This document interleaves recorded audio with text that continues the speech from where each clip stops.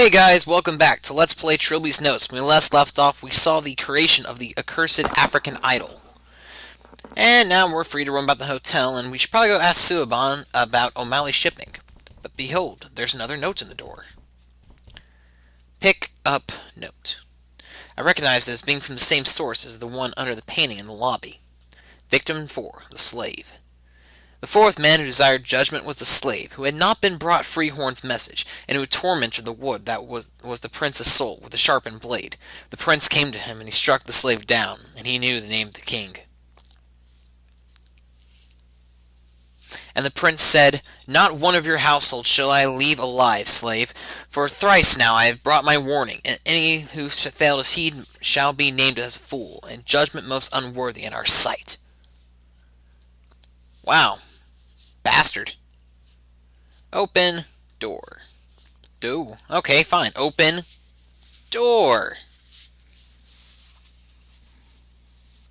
Finally, Ive! Oh, it's you, Terry.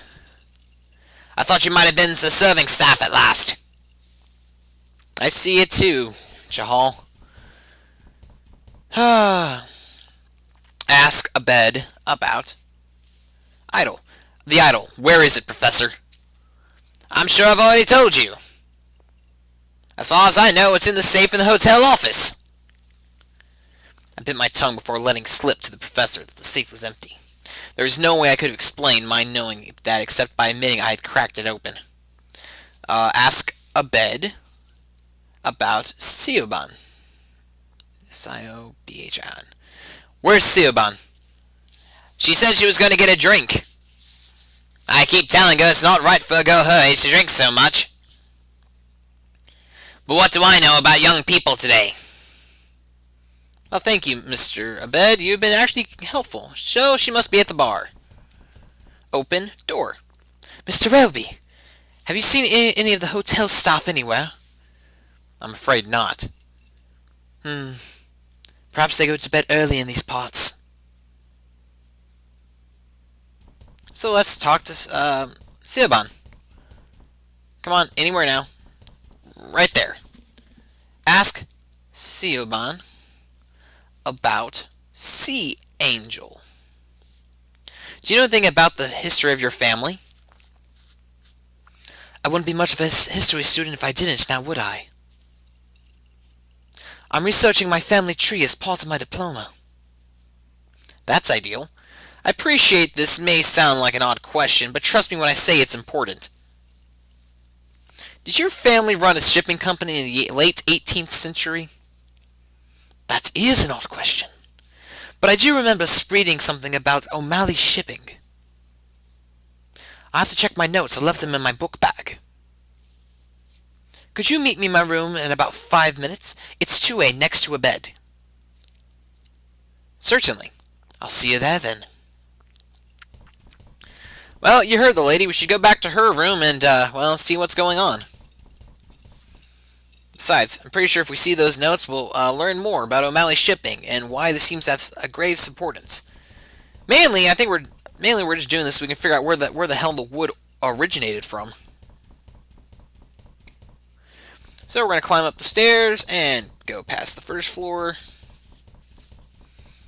Go upstairs again to the second floor. And I'm kind of surprised the hotel hasn't changed on us yet. In case it did, we could just pop a pill and be fine.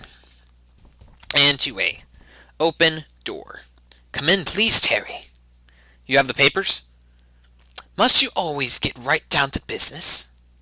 Come and sit down, let's talk. Okay, sure. How are you feeling? We're a little worried about you. I have these moments of illness. What do you want to talk about? Defoe Manor. Shit. Oh. Kind of interests me. I was really into the media coverage of the incident at the time. The client of yours, the one who wants the figure, what does he know about it?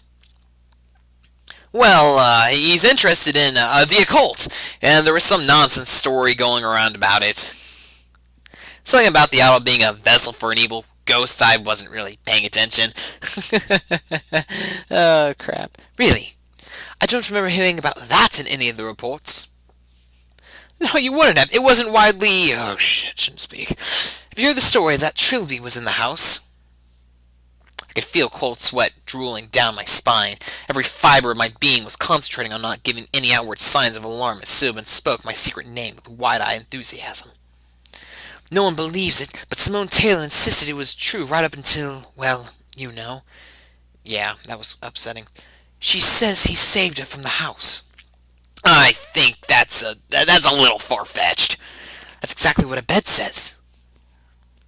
He says a ghost is one thing, but throwing Trilby into it just makes it seem silly. But of course! Truth be told, I don't think Abed believes in Trilby any more than he does ghosts. He's so grounded in reality. As he should be. A sensible attitude. Have you always been an antique dealer?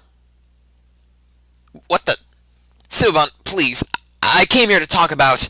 let me put it that another way. Have you ever been an antique dealer?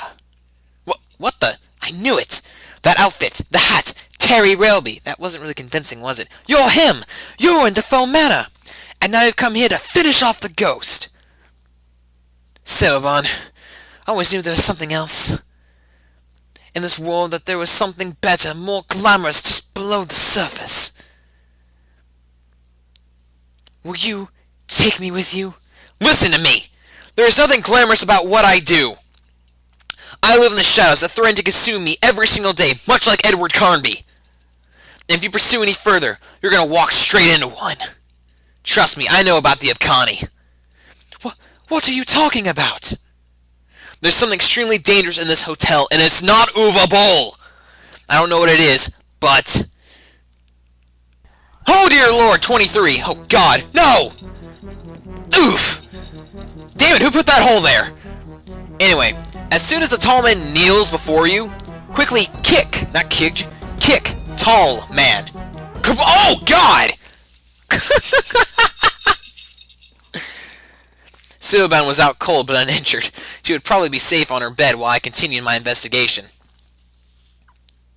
Look at Siobhan.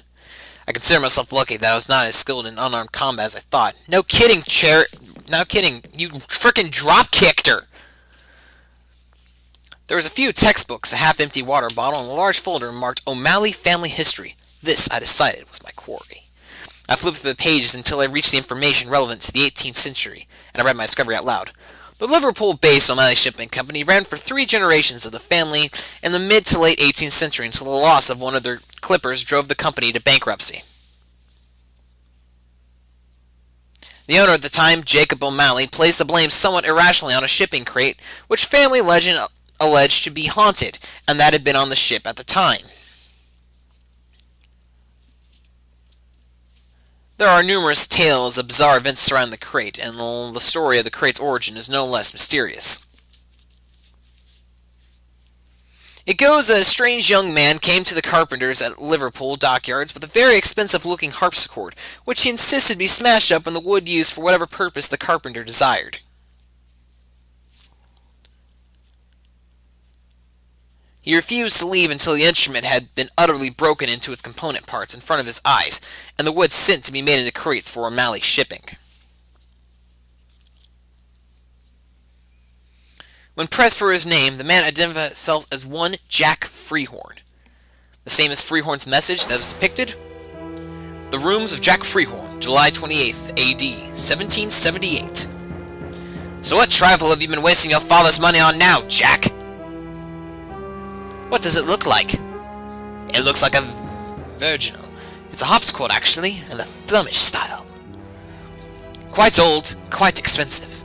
Well, I suppose I should be grateful that something is distracting you from the occult for once. I fear you may be speaking too soon, my friend. Oh God, I should have known you and your silly obsession!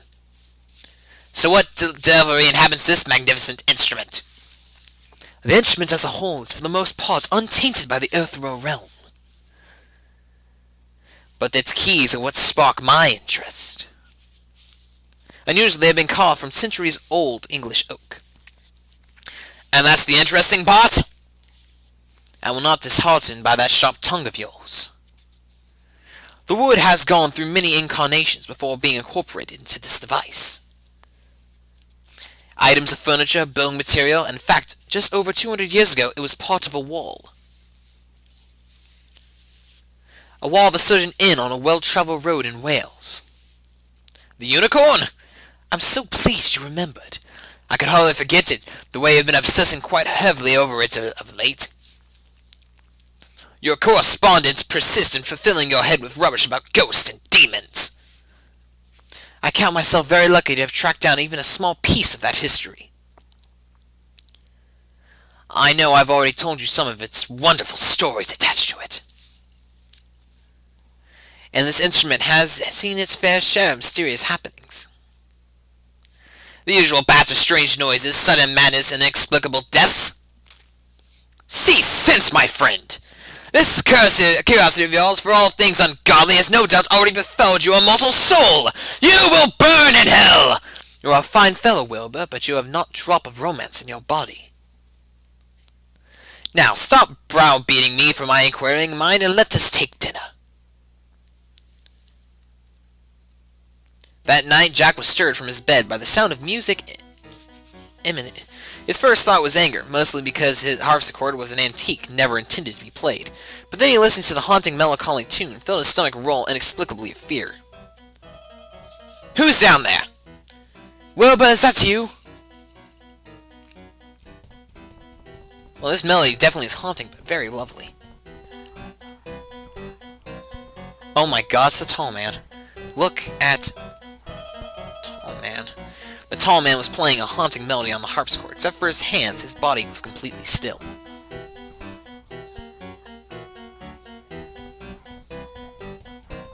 Jack could not take a step further because he realized with a lurch that he would recognize a dark figure. He had read the strange entity that had reoccurred frequently in stories surrounding the Unicorn Inn, and the objects that were later constructed from its wood. And he knew with absolute certainty that the tall man could destroy him were he not destroyed first. So we're going to quickly run upstairs and, oh look, there's something on the desk. Well, it looks like something on the desk at least. Look at desk. Jack's desk was covered untidily in letters, notes, and papers he had been studying lately. A flintlock pistol given to Jack by his father laid gathering dust on top of a pile of correspondence. Pick up gun. Jack took the gun with him to confront the intruder.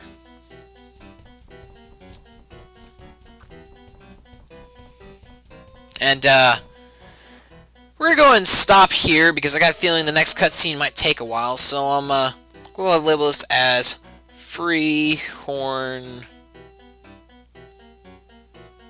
Message. Well, until next time, guys, see you then.